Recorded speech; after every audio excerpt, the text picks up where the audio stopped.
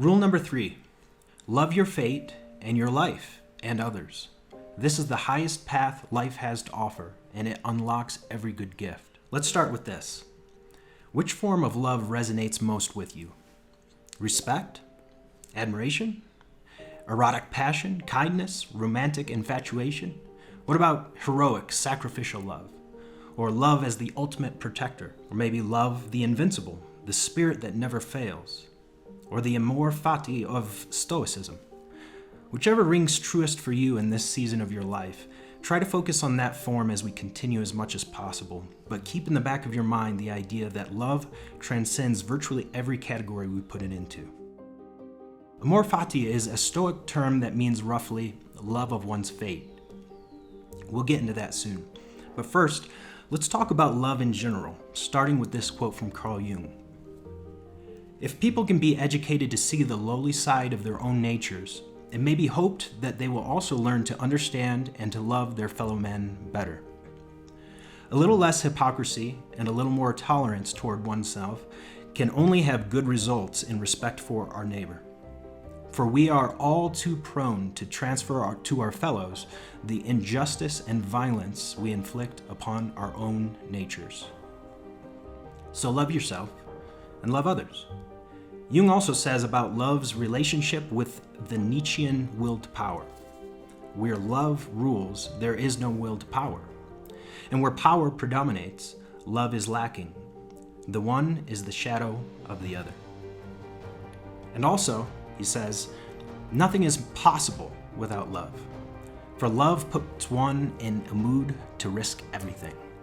The most successful religions, philosophers, and psychologists in the world all agree on one thing, for the most part at least. Love is at the top of the virtues/values food chain.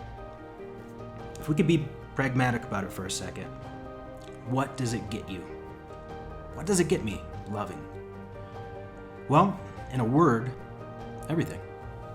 Before there was this video, 7 Rules for Life, or 7 More Rules for Life, and before Peterson's 12 Rules for Life, there was 10 Rules for Life, given by the ancient Israeli Father God, YAHWEH. And his 2 favorite rules were these, and this is summarized a bit.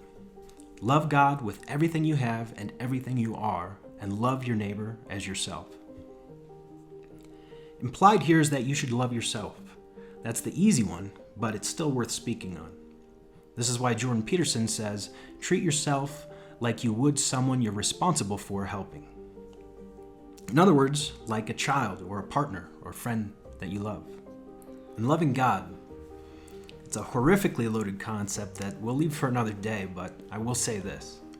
It's worth digging into that can of worms and might end up yielding your life's most powerful insights if you do, whether you're a Jungian, atheist, Orthodox Christian, or whatever. It really doesn't matter.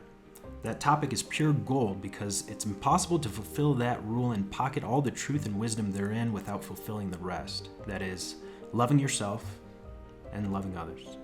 They all feed into each other. Love, or becoming love, so to speak, is the highest form of human evolution. Again, there is no higher path. And by the way, if Nietzsche's willed power is the shadow of love, there's still 2 sides of the same coin. If you have both, what can stop you? Loving others as an action, not a mere emotion of course, is probably the #1 creator of happiness and even joy if you see a difference between the two. When you effectively love others, you can't help but respect, honor, and love yourself more. And the more you love others in action, the more you love yourself, until theoretically, you're in love with yourself in the healthiest way imaginable. How great would life be if you admired, respected, and loved yourself as much as the people you look up to and love the most? Especially when you pair that with a consistent flow of pure, unadulterated happiness. This is why we call the golden rule the golden rule. It's absolutely gold because it brings us self-love, happiness, joy, peace, and virtually every good feeling and emotion you could ever get your hands on, and the respect and love of others besides. Amor Fati is a Latin phrase that may be translated as love of fate or love of one's fate. It's used to describe an attitude in which one sees everything that happens in one's life, including suffering and loss, as good, or at the very least, necessary. The concept of Amor Fati has been linked to EPICTETUS, It has also been linked to the writings of Marcus Aurelius, who did not use the words he wrote in Greek, not in Latin after all, but it found its most explicit expression in Nietzsche, who made love of fate central to his philosophy. In Why I Am So Clever, he writes, "My formula for greatness in a human being is Amor Fati, that one wants nothing to be different, not forward, not backward, not in all eternity. Not merely bear what is necessary, still less conceal it. All idealism is mendacity in the face of what is necessary, but love it." The phrase is used in Nietzsche's writings elsewhere and is representative of the general outlook on life that he articulates in The Gay Science. "I want to learn more and more to see as beautiful what is necessary in things. Then I shall be one of those who makes things beautiful. Amor Fati, let that be my love henceforth.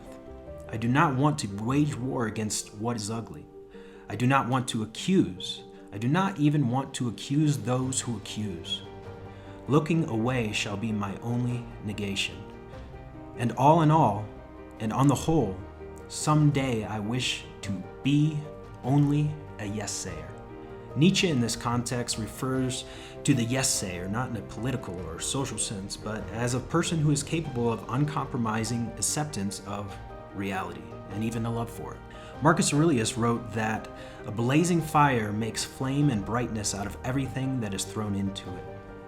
Another way to say this is to see everything that happens to you in life as an opportunity, even if you can't see how in the moment. Love your fate.